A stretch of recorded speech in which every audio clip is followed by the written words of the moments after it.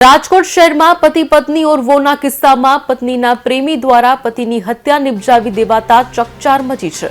શહેર Aji dam circle પાસે રહેતા યુવકની સોમવારે રાત્રે લાશ મળી આવ્યા બાદ પોલીસે તપાસ કરતા પત્નીના આડા સંબંધના કારણે યુવકની હત્યા નિપજાવી દેવાઈ હોવાનો ઘટસ્ફોટ થયો છે।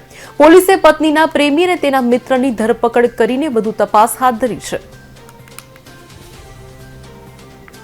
ગઈકાલે થોરાળા પોસ્ટે વિસ્તારમાં એક મૃતદેહ મળી આવ્યો હતો, જેના ફેસ ઉપર ઇજાઓના નિશાન હતા અને પ્રથમ દ્રષ્ટિયા હત્યા જેવો બનાવ લાગતું હતું। એટલે થોરાળા પોલીસ સ્ટેશનમાં બીએનએસની કલમ 103(1) મુજબ હત્યાનો ગુનો દાખલ કરી તપાસ હાથ ધરવામાં આવેલ હતી અને મૃતકનું નામ મુકેશભાઈ અરજણભાઈ ગુજરાતી, ઉંમર વર્ષ 41 છે।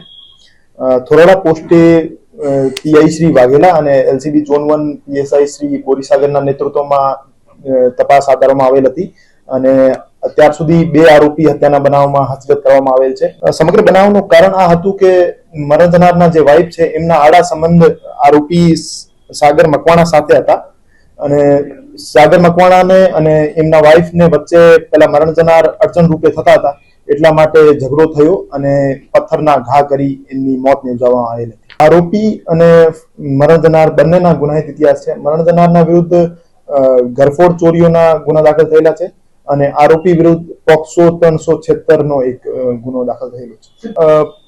અગાઉ એ જ દિવસે 4 વાગ્યાની આજુબાજુ આજી ડેમ ચોકડી ઉપર બંનેના વચ્ચે ઝઘડો થયો હતો। એમની પત્ની, એમનો સાળો અને બંને આરોપી અને મરણ જનાર ભેગા હતા। પછી એમની પત્ની ત્યાંથી જતી રહી હતી તો જે મરણ જનાર અને આરોપી બંને રિક્ષામાં પત્નીને ગોતતા હતા અને મીનવાઇલ એમનો વચ્ચે ઝઘડો થયો અને આરોપીએ મરણ જનારના ફેસ ઉપર પથ્થરના ઘા કરી એમની મોત નિપજાવી। આરોપીને અત્યારે હસ્તગત કરવામાં આવ્યો છે ગોંડલ ચોકડીથી, પછી અત્યારે અટક કરવાની કાર્યવાહી ચાલુ છે।